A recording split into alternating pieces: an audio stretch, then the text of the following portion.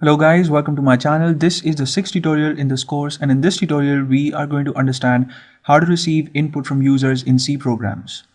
Now you can see that I've saved this file in my C program files folder, and it's called Scanf and it has the extension .c, and I've also put in the header file, and I've put in the main function. I've declared it, and you see the curly braces, so we are all set to type in code.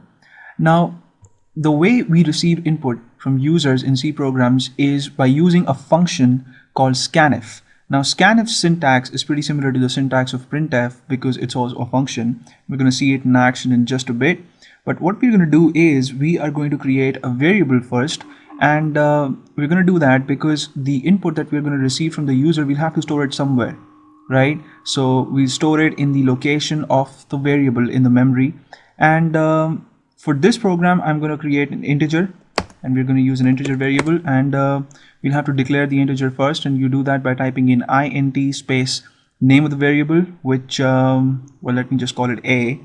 I'll put a semicolon at the end to terminate the statement, and now I'm going to use printf to display a message to the user on screen instructing him what he has to do.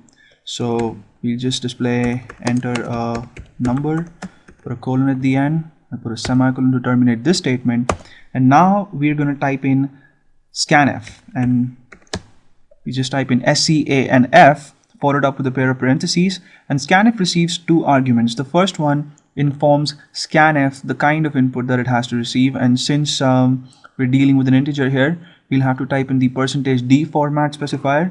So within double quotation marks you type in %d, and the second argument that scanf takes is the address of the variable in memory.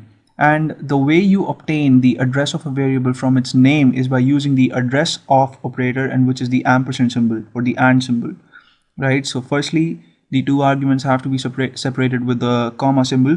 So you put in a comma, and then you type in the ampersand symbol, and then the name of the variable, which is a, right? You put in a semicolon to terminate this statement, and now we'll type in printf again. We'll use printf, but this time to display the value that has been obtained as input. So let's first display a message like the value stored in a is, put a colon, and then you obviously have to type in the %d format specifier again because we're displaying an integer, and then you put a comma symbol, and this time you just type in the name of the variable without the address of operator because we are interested in displaying the value, right? We're not interested in the address here. You put a semicolon to terminate this statement, save the file, and now I'll click on build and run to see what happens.